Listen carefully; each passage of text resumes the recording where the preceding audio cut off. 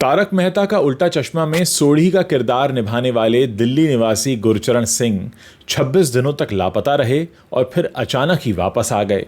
अब उन्होंने अपनी वापसी के बाद एक इंटरव्यू दिया है जिसमें उन्होंने एक बात कही है और वो बात किसी खास तरफ इशारा कर रही है। देखिए, जब वो वापस आए थे तो उन्होंने ये कहा था कि मैं स्पिरिचुअल जर्नी पे चला गया था, अमृतसर और लुधियाना के कई सारे गुरुद्वारों में था। उस वक्त भी लोगों ने कहा था कि वो एक फ़ोन तो कर ही सकते थे। स्पिरिचुअल जर्नी पर जाना ज़माने से मुंह छुपाने जैसा तो नहीं है, ऐसा कोई गलत काम भी नहीं है कि आप उसको बता नहीं सकते।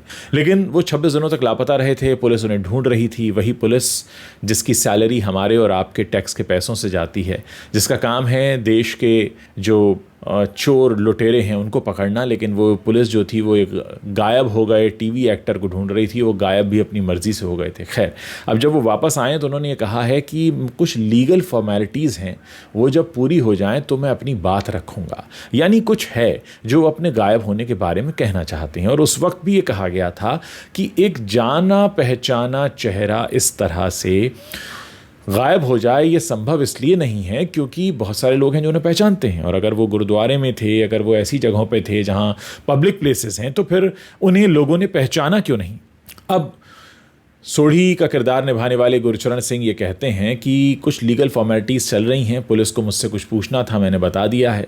मेरे पिता की तरफ से भी कुछ फॉर्मेलिटीज़ थी, वो पूरी हो गई हैं। इलेक्शन चल रहे थे, इलेक्शन ख़त्म हो जाएं, उसके बाद मैं सामने आऊँगा और अपनी बात रखूँगा।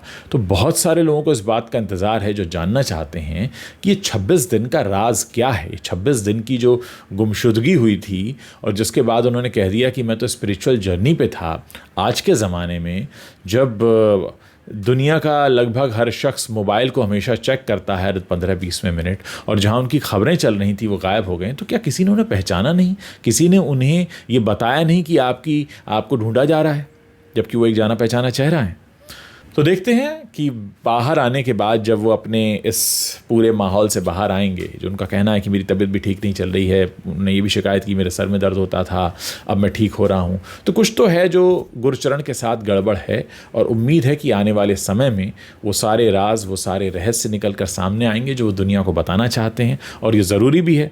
जब बहुत सारे चाहने वाले इंतज़ार कर रहे थे कि भाई वो कहाँ गए, तो ये जानने का हक़ तो सबको है जो लोग उन्हें ढूंढ रहे थे कि आखिर वो गए कहाँ। और एक सबसे बड़ी बात यह है कि हमारे देश की पुलिस उन्हें ढूंढ रही थी, तो पुलिस भी पूछेगी कि भाई 26 दिन तक आपने पुलिस को क्यों बनाया, हमारी टीमों का कितना पेट्रोल खर्च हुआ होगा, कितनी टीम कोई दिल्ली से मुंबई आ रही है, कोई कहीं जा रहा है।